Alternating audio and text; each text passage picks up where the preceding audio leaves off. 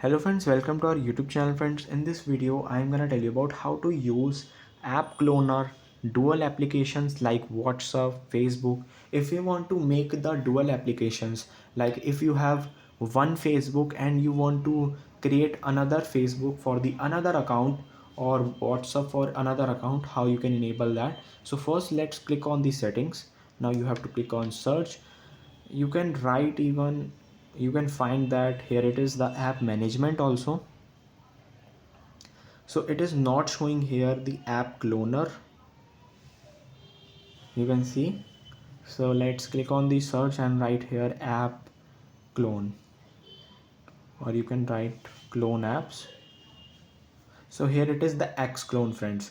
So you can try on the installed application. There is nothing, any feature of the cloning the system application, like you can create the second settings. So there is not a way. You can create only the installed applications, games and anything.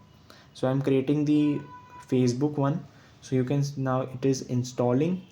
It is installed successfully. There are two Facebooks are showing. You can run second account it. This is the one and this is the clone version of it, and this is the sign of the clone version. You can see that. I hope you like this video. Thanks for watching.